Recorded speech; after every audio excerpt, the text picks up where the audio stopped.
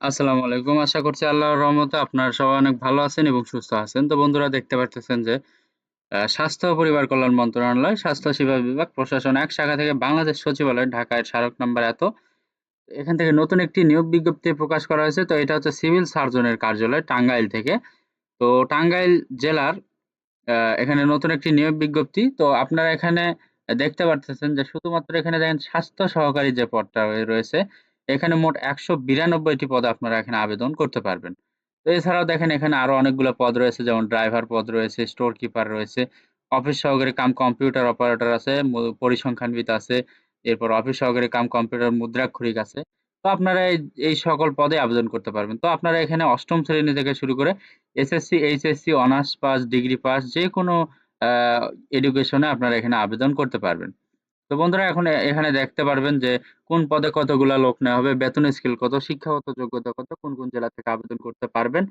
তো এরপর আবেদনের সময়সীমা, আবেদন করতে কত টাকা খরচ পড়বে, সবকিছুই থাকছে আজকের এই ভিডিওতে। তো বন্ধুরা, যদি আমার এই ভিডিওটি দেখে আপনাদের ভালো লাগে অবশ্যই লাইক, কমেন্ট করে জানাবেন কেমন হলো এবং ভিডিওটি অবশ্যই শেয়ার করে রাখবেন। পাশাপাশি এরকম নিত্য নতুন নিয়োগ বিজ্ঞপ্তি পেতে অবশ্যই আমার চ্যানেলটি সাবস্ক্রাইব করে রাখবেন। তো বন্ধুরা চলুন আজকের ভিডিওটি শুরু করা যাক। এখানে দেখতে পারতেছেন যে ১ নাম্বার যে পদ এটা হচ্ছে মুদ্রাক্ষরিক কাম কম্পিউটার অপারেটর। এখানে পদ সংখ্যা ধরা হয়েছে যে ১ টি। তো এখানে বেতন স্কেল ধরা হয়েছে ১০,২০০ থেকে ২৪,৬৮০। শিক্ষাগত যোগ্যতা আছে যে কোনো শিক্ষিত বিশ্ববিদ্যালয়ের ন্যূনতম ২য় শ্রেণী বা সমমানের সিজিপিএতে স্নাতক বা সমমানের ডিগ্রি থাকতে হবে। অবশ্যই কম্পিউটার ব্যবহারে অভিজ্ঞতা ও দক্ষতাও থাকতে হবে। এরপর ষাটলিপিতে প্রতি মিনিটে বাংলায় ৪৫ শব্দ, ইংরেজিতে ৭০ শব্দ হতে হবে। তো কম্পিউটার টাইপিং এ বাংলায় প্রতি মিনিটে ন্যূনতম ২৫ শব্দ এবং ইংরেজিতে ন্যূনতম ৩০ শব্দের গতি থাকতে হবে। এরপর দেখেন ২ নাম্বার হচ্ছে পরিসংখ্যানবিদ। এখানে আপনারা ৮ টি পদে আবেদন করতে পারবেন। এখানে বেতন স্কেল ১০,২০০ থেকে ২৪,৬৮০। শিক্ষাগত যোগ্যতা চেয়েছে যে কোনো শিক্ষিত বিশ্ববিদ্যালয় হতে পরিসংখ্যান, গণিত, অর্থনীতি বিষয়ে স্নাতক বা সমমানের ডিগ্রি থাকতে হবে। কম্পিউটার চালানোয় দক্ষতা এবং স্বাস্থ্য বিভাগে নন মেডিকেল কর্মচারী নিয়োগ বিধিমালা ২০১৮ এর তফসিল ২ অনুযায়ী গৃহীত পরীক্ষায় উত্তীর্ণ হতে হবে। এরপর দেখেন ৩ নাম্বার রয়েছে অফিস সহকারী কাম কম্পিউটার মুদ্রাক্ষরিক। এখানে আপনারা ৫ টি পদে আবেদন করতে পারবেন। তো এখানে বেতন স্কেল ধরা হয়েছে ৯,৩০০ থেকে ২২,৪৯০। শিক্ষাগত যোগ্যতা চেয়েছে যে আপনারা এখানে সর্বনিম্ন সমমান বা এসএসসি পাস হলে আবেদন করতে পারবেন। অবশ্যই আপনাকে কম্পিউটার ব্যবহারে অভিজ্ঞতা ও দক্ষতা থাকতে হবে। কম্পিউটার টাইপিং এ প্রতি মিনিটে বাংলায় ২০ শব্দ এবং ইংরেজিতে ২০ শব্দের গতি থাকতে হবে। এরপরে ৪ নাম্বার রয়েছে দেখেন স্টোর কিপার। এখানে মোট ৮ টি পদে আপনারা আবেদন করতে পারবেন। তো এখানে বেতন স্কেল ধরা হয়েছে ৯,৩০০ থেকে ২২,৪৯০। তো এখানে দেখতে পারতেছেন যে শিক্ষাগত যোগ্যতা চেয়েছে যে কোনো শিক্ষিত বোর্ড হতে উচ্চ মাধ্যমিক সার্টিফিকেট বা সমমানের পরীক্ষায় উত্তীর্ণ হতে হবে। স্টোর কিপার পদধারীগণকে সরকারি বিধি অনুযায়ী জামানত প্রদান করতে হবে। তারপর স্বাস্থ্য বিভাগীয় নন মেডিকেল কর্মচারী নিয়োগ বিধিমালা ২০১৮ এর তফসিল ২ অনুযায়ী গৃহীত পরীক্ষায় উত্তীর্ণ হতে হবে। এরপরে ৫ নাম্বার হচ্ছে স্বাস্থ্য সহকারী। তো এখানে আপনার মোট ১৯২ টি পদে আবেদন করতে পারবেন। তো এখানে বেতন স্কেল ধরা আছে ৯,৩০০ থেকে ২২,৪৯০। তো এখানে শিক্ষাগত যোগ্যতা চেয়েছে যে আপনারা এখানে এসএসসি পাস হলে আবেদন করতে পারবেন। এবং স্বাস্থ্য বিভাগের নন মেডিকেল কর্মচারী নিয়োগ বিধিমালা ২০১৮ এর তফসিল ২ অনুযায়ী গৃহীত পরীক্ষায় উত্তীর্ণ হতে হবে। এরপর ৬ নম্বর যে ক্যাটেগরি এটা হচ্ছে ড্রাইভার। এখানে আপনারা ৫ টি পদে আবেদন করতে পারবেন। বেতন স্কেল ধরা হয়েছে ৯,৩০০ থেকে ২২,৪৯০। তো আপনারা এখানে সর্বনিম্ন ৮ম শ্রেণীর পাস হলে আবেদন করতে পারবেন। অথবা যদি আপনার এসএসসি পাস হয় তাও আপনি আবেদন করতে পারবেন। তো এরপরে এখানে দেখেন যে আরো কি চেয়েছে যে বাংলাদেশ সড়ক পরিবহন কর্তৃক ইস্যুকৃত হালনাগাদ বৈধ ড্রাইভিং লাইসেন্স থাকতে হবে এবং গাড়ি চালানোর অভিজ্ঞতা থাকতে হবে। তো এখানে দেখতে পারতেছেন যে আপনারা এখানে যদি আবেদন করতে চান অবশ্যই আপনাকে ১৮ থেকে ৩০ বছর বয়সের ভেতরে হতে হবে।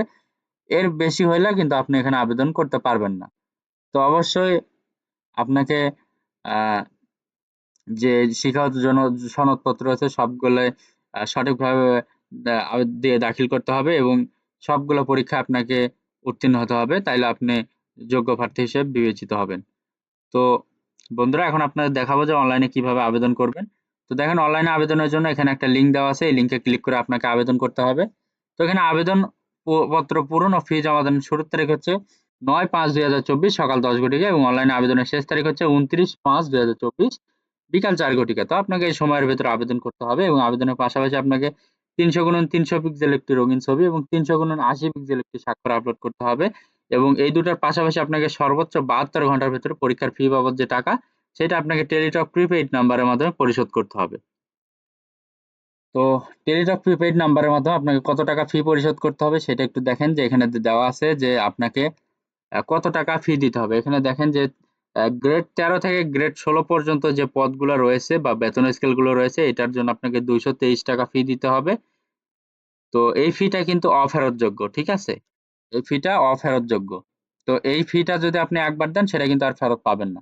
তো এটার পর আপনি কি করবেন দেখেন এখানে লিঙ্ক দেওয়া আছে যে এসএমএস আপনি কিভাবে করবেন তাদেরকে এখানে এইভাবে আপনার মোবাইল ফোন দিয়ে এসএমএস করবেন।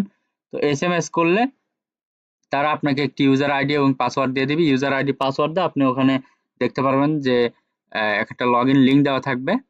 এখানে এই যে লগইন লিঙ্ক দেওয়া থাকবে। এই লিঙ্কে ক্লিক করে আপনি লগইন করবেন। করার পর ওখানে দেখতে পারবেন যে আপনার রোল নাম্বার, পদের নাম, ছবি, পরীক্ষার তারিখ, সময়, স্থান, কেন্দ্রের নাম ইত্যাদি সম্বলিত একটি প্রবেশপত্র থাকবে। অবশ্যই সেটি ডাউনলোড পূর্বক রঙিন প্রিন্ট করে বের করে নেবেন। এটা আপনার লিখিত পরীক্ষার সময় প্রদর্শন করতে হবে এবং লিখিত পরীক্ষায় উত্তীর্ণ হলে ব্যবহারিক ও মৌখিক পরীক্ষার সময় প্রদর্শন করতে হবে। তো এটা ছাড়া কিন্তু আপনার পরীক্ষায় অংশগ্রহণ করতে পারবেন না। তো বন্ধুরা আপনারা সবকিছু দেখে শুনে আস্তে ধীরে ঠান্ডা মাথায় সবকিছু করবেন যাতে কোনো কিছু ভুল না হয়। এবং সকল শিক্ষাগত সনদপত্র নিয়ে যাইতে হবে এবং কম্পিউটার জ্ঞানের দক্ষতা থাকতে হবে। তো বন্ধুরা আজকের ভিডিওটি এই পর্যন্তই। ওকে? তো আপনারা এখানে দেখতে পাচ্ছেন যে সকল প্রার্থীগণ আবেদন করতে পারবেন। তো এখানে শুধুমাত্র টাঙ্গাইল জেলার প্রার্থীগণ আবেদন করতে পারবেন। তো এতক্ষণ যারা আমার সাথে ভিডিওটি দেখছেন আপনাদেরকে অসংখ্য ধন্যবাদ ভিডিওটি শেষ পর্যন্ত দেখার জন্য। তো যদি ভিডিওটি ভালো লাগে এখান থেকে যদি উপকৃত হতে পারেন অবশ্যই আমার চ্যানেলটি সাবস্ক্রাইব করে রাখবেন এবং ভিডিওটি কেমন লাগলো অবশ্যই লাইক এবং কমেন্ট করে জানাবেন এবং পাশাপাশি শেয়ার করে রাখবেন যাতে আপনি দেখার পাশাপাশি আপনার বন্ধুরা ওখান থেকে দেখে উপকৃত হতে পারে। তো সবার জন্য অনেক অনেক শুভকামনা। সবাই ভালো থাকবেন, সুস্থ থাকবেন। আল্লাহ হাফেজ। দেখা হচ্ছে নতুন কোনো ভিডিওতে। Thanks for watching. Please like, share, subscribe.